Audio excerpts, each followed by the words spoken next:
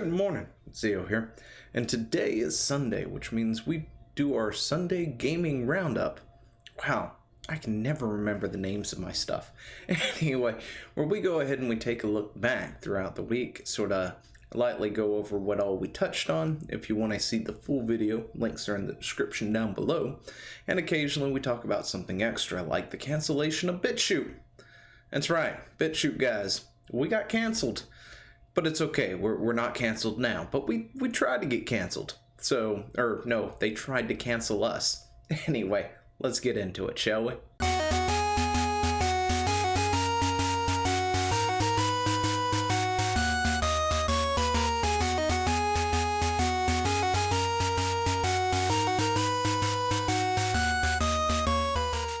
And if you haven't subscribed to the channel, you should go ahead and do so now. Grab yourself some coffee, sit back, relax, and, I don't know, enjoy yourself while you're at it. So, first things first, Monday we talked about Google Stadia. We went back and did a legit update on Stadia, kind of. Anyway, also I had a point to prove, but, we went back because apparently Stadia has now pushed out the ability to run on mobile networks, 4G and 5G. Although not running at a very optimal speed, but it's running nonetheless, even if it is pretty low on the, resolution? Anyway, it's a thing that's working. That's all that matters on that front. There's really nothing else to talk about on that. However, from that, I did have to do a little extra digging because, somebody kind of requested it. I've been accused by you Google Stadia people of just blindly hating on Stadia and things like that, which, could be a thing. There's things that I make jokes about all the time. Sometimes I'm being purely facetious. Other times I actually do mean it when I say something like, Steam has better prices than Stadia. So I went ahead and had to take the time to look at every single game that is available on Stadia and if it's available on Steam, and then compare the base prices to both. There was no sales involved, no free things, no if you have pro version or this subscription, what do you get, that sort of thing. Just purely base prices between the two. And then I found this list after I went through all the hard work of logging into Stadia and comparing prices between that and my Steam account. Anyway, but yeah. So I went ahead and I did all that, right? And I found out that there was one game on Steam that was actually slightly more expensive than the Stadia version. But other than that, there were several games that were cheaper on Steam versus Stadia. So when I say things that Steam has better prices, it comes from someplace. Now, at the same time, some prices have normalized, like things that are relatively new, like, Doom Eternal, for example, which is usually the examples that I'm given when somebody wants to argue these points with me. They list a bunch of recently released games or just came out in the last year or so, and the prices are pretty much still the same across everywhere you go, whether it's you go to Walmart, you go to GameStop, you get it on Steam, you get it on Epic, wherever, it's still, generally the same price unless there's a sale going on, where I think recently, this past week, might still be going on, where I think Doom Eternal was, how much was it? Maybe $39.99 instead of $59.99? Over on the Steam side, maybe it was $29. I don't really quite frankly remember. I wanted to get it, but instead I got some other things instead. But when things go on sale, of course the prices are different based on different sales and stuff. And of course Stadia also has their own versions of sales and things. The biggest difference between these two things is, one, you don't actually have to pay to get access to this stuff. Steam.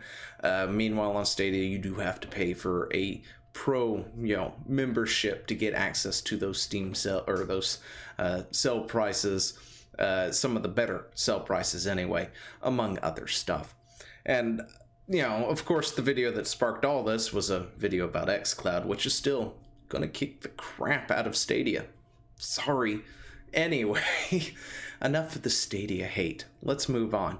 So Tuesday, we talked about the PS5 and the ability of possibly customizable plates, a new UI, among other things, where Sony actually themselves came out, said that the thing is going to have customization to the point that everybody's going to have their own thing, which could be just about anything.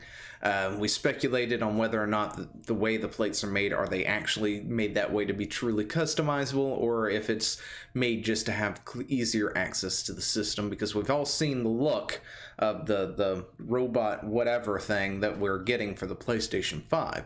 And, you know, just having plates that remove quickly and easily to get to the inner parts and everything, the inner panels, so you can unscrew those and get them things, really doesn't seem like that would be a big deal to me. That actually just seems like that would be a normal thing, because anything else that I've ever seen in my life that has some, you know, a funky design with outer plates or something, usually those outer plates are removable. I mean, heck, even the tower to a PC, like the one that I just glanced at that you can't see, is similar too. There's like 1 or 2 screws in the back of the panel, and then it's a simple just lift up and remove, or lift to the side and remove, because it's on slats exactly like that, just to get into the interior of the PC. So, you know, just having those things, you know, having slats like that, or hooks, or whatever you want to call them, doesn't really scream, this is going to be fully customizable, or anything to me. But, you know, the possibility still exists, so I thought it was, you know, worthy to take a look at regardless. And if they do, well, that would be kind of cool in one way, and also Sony would be digging into pockets they didn't realize existed, especially if you could decide to customize your PlayStation at any given time. Maybe you just want to buy the Halo you know, edition of these things, or maybe you want some green ones or black ones or whatever, you know, to sort of fully customize your system. Maybe there's a Call of Duty variant or something that they can sell separately from the games, and I guarantee these things are probably, if they did, I would not put it past them to charge like $29 or $39 for 2 plastic plates that you could probably, I don't know, 3D print your own cheaper. I don't know, if you had access to a 3D printer, of course. But yeah, it's a thing that's happening. And then Wednesday we talked about Halo. Speaking of Halo, the Master Chief Collection is getting a much needed update, among other things, and the thing that I was really, really happy for, crossplay. It's definitely something that needs, it's been needing it this entire time, which is why I've kind of drugged my heels on actually getting the Master Chief Collection, because I really, really wanted it. However, it's not crossplay. I can't play with my peoples who are over on the Xbox, which makes me sad. I did, however, get it eventually because of XPlay. XPlay? Yeah. Anyway, I got the PC and it's on there. Variant that for, you know, pretty cheap. Anyway, I got it through there, so I now have it. The problem is it still doesn't have crossplay, so I get to enjoy it, but I can't play with my people. It sucks, but I will be soon enough. And then Thursday, we went ahead and we ticked our nerd card for a bit and talked about anime. There's a senator in Australia, you've got a congressional candidate here in the States, who they're going after the animes again because apparently it's exposing our kids to Rule 34. It's not, but yeah, no, that's a thing that we had to get into because they're all making a fuss about it again. Think of the children and stuff. And, you know, there are more G-rated anime out there. It's not like this is purely an adult entertainment, you know, thing. Now, there is a lot of mature rated anime, and a lot of anime, especially here in the States, do get ratings on them. And they get ratings in Australia and other locations. And we went over those ratings, by the way, in that video, if you want to go take a look at that. But, you know, anime is just like any other show. It just, people assume because they see that, you know, what looks like a cartoon, that it immediately is child friendly, or it's a child thing. However, it's funny because we get these arguments towards anime, but I never ever hear anything about that when it comes to like Family Guy or Rick and Morty, or anything else that would be more adult-oriented animation or cartoons, right? You don't hear people screaming, "We've got to ban Rick and Morty because think of the children." It's a ridiculous thing. It's a ridiculous notion. And the next time anybody sits there and wants to give you that argument, well, we've got to think about anime because it's too adult and it's over-sexualizing characters and all this other stuff, then ask them what's wrong with Rick and Morty. Why is that one okay? Or anything else, any other adult variant of cartoon.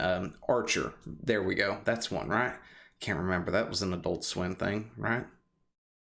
Anyway, ask any of those others that are purely adult, themed cartoon type things, Futurama, Family Guy, and any of those others, and go, are those okay? And if they say yes, then ask, then what's wrong with anime? You can't sit there and, anyway, it's a dumb thing. We talked about that. Go watch that whole video. It was fun. And then we went ahead and we took a look at TV ads in our console video games. Could you imagine paying $60 for a game or $70 for a game, depending on, what game it is and who's making it and all that stuff and things, and then having a television ad meet you in the menu or as you're trying to go do something. Now, of course, this stuff is currently being considered, it's being tested and it's purely optional at the moment, of course. But this isn't the first time it's happened. This is the first time I actually saw anything about it. Because, when you think about it, you play a mobile game, right? So you get any match 3 or whatever game title you want on here that's free. You get those things, hey, give us $4.99 and you can play this game without ads. Or you cannot, and between every 5 seconds of you completing a puzzle or whatnot, it's going to give you a 30-second commercial, essentially. An ad for, another game or for something on TV or something else altogether, a product or whatnot, that sort of thing. And that's something we expect from those free-to-play mobile games. Not something you would expect from a game that you pay full price for, especially if it winds up going beyond the optional kind of thing where it becomes something more forced. And they're doing this very sneakily as they're putting them in sports titles like UFC 3, UFC 4, UFC 2. UFC 4 is actually about to come out, I think. Anyway, and they're doing things very sneakily like that because in a sports game, it kind of adds to the realism, to be totally honest, if you were watching the sport for an ad to play.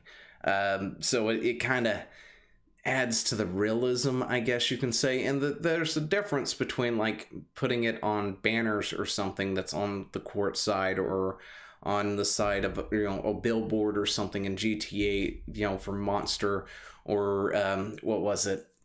Death Stranding, which had Monster in it until they removed it for whatever reason. I can't remember now. That product placement, that I have no problem with those sort of things.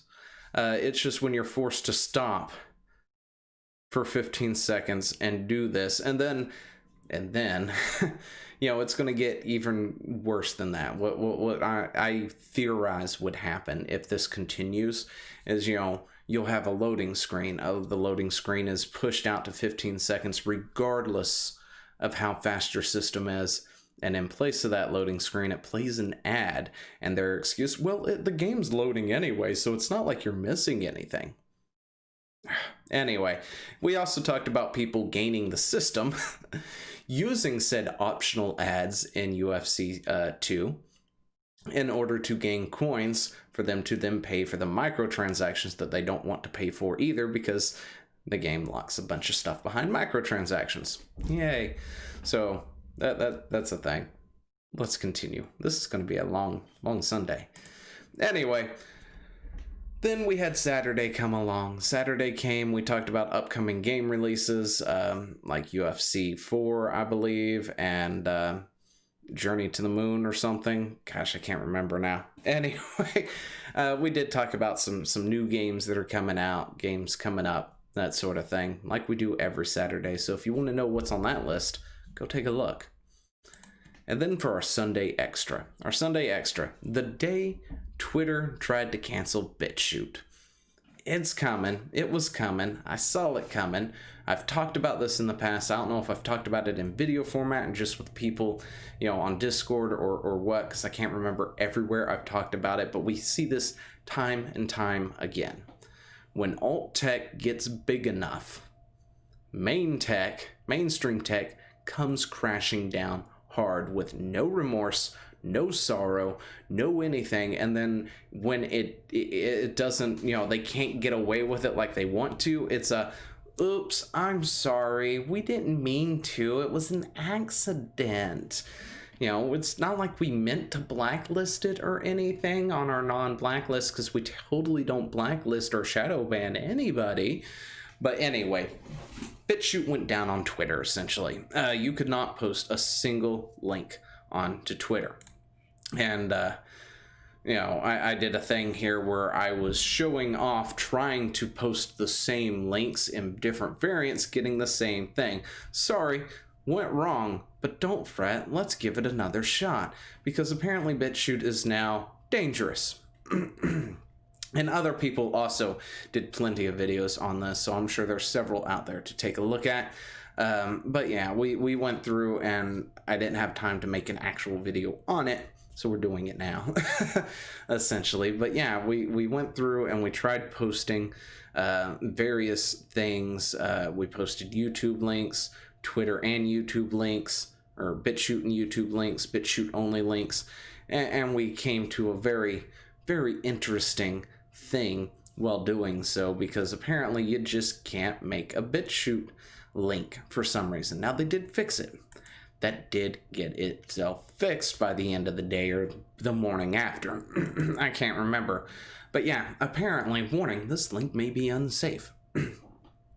www.bitchute.com, the link you were trying to access, has been identified by Twitter or our partners as being potentially spammy or unsafe. In accordance with Twitter URL policy, the link could fall into any of the categories below: malicious links that could steal personal information or harm electronics devices, spammy links that mislead people or disrupt their experience, violent or misleading content that could lead to real-world harm. What? That's a thing? Oh gosh. Anyway, certain categories of content that, if posted directly on Twitter, are a violation of Twitter rules. Ignore this warning and continue, or back to the previous page. Oh gosh. Anyway, so yeah, BitChute, or Twitter, went hard on BitChute, and they did eventually reverse it. No idea if they apologized, because I can't remember if they did, or I didn't see it offhand.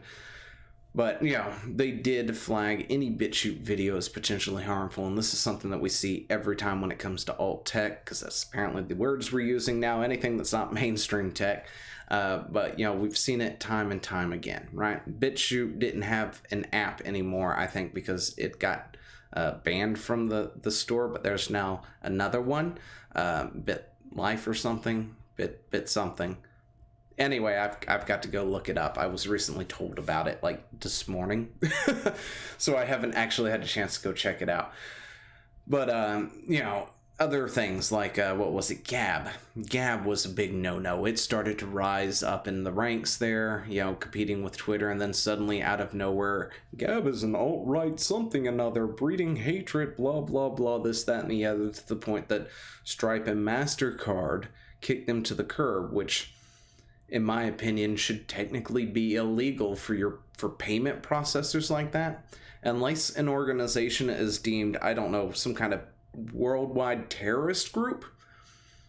I don't think payment processors should be allowed to not do business with them unless they can find some legitimate, like, straight up breaking the law, US law or something, or a huge danger to society as a whole, and can prove it. They should not be allowed to pick and choose who they can and can't pay or process payments for when they are the largest and probably the one and only payment processor for a lot of people, which I really hate these arguments of, well, there's other places. You can go to other spots. Yeah, you can. It's not as easy as saying you can go do something else. For instance, ISPs. I have 2 around here that I can choose from. The one I currently use that I hate with a passion, and then the other one that I actually do like, but its service is so bad out where I live that it's like running a dial-up modem, if not worse, in a day where things are as instant as they are. So I have no choice but to choose the one I don't like that also makes me pay more for it in order to do it, and there's really no way around it. Yes, I could go to the other one, but I'd never be able to really get online and do anything. I'd never be able to stream anything, wouldn't be able to download anything, couldn't play any games, couldn't do jack. I'd be cut off. Because its signal strength just isn't strong enough here where I live, but the other one is. And of course there are other things that I could do. There's satellite internet, which it sucks too, but it's not as easy as being able to flip the switch and go to somewhere else. And the same thing with payment processors. Yeah, there may be other payment processors out there, but how good are they? You're talking about something that doesn't have the infrastructure as the big guys, and then you're losing access to that just because they don't like the content that's on there or the people on there, because they think there's some kind of because they are different politically, I guess you can say. And the same, we're seeing that with BitChute now, because BitChute has been the place for a lot of people to go to, and it's gaining popularity. And I have a feeling that Parlay might also suffer the same issues at some point in time if it hasn't already gone through those hoops, and I just aren't aware of it yet. When Twitter realizes that Parlay's a thing, and trust me, eventually Twitter's going to realize it, that side of Twitter that you don't want to know about your stuff over there, because they like to come over and plant no fun allowed signs and just shit all over your day. That's probably going to get hit as well. But right now, BitChute is still alive. We're still trucking, we're still doing good, and we can get our links back on Twitter for those of you who have not moved to something like Parlay or Gab or anything else, who are still operating on Twitter. You can still do links up to BitChute, but Twitter did try to cancel BitChute one day last week, Friday. Anyway, let me know what you think about all this down in the comments below, and I will see you in the next one. Hey, thanks for watching. Don't forget to leave a comment, smash that like button, and always subscribe for more. And of course, there are other videos floating around somewhere on the screen, so click one of those and see if you can find something that suits your fancy. Till then, I'll see you later. Bye.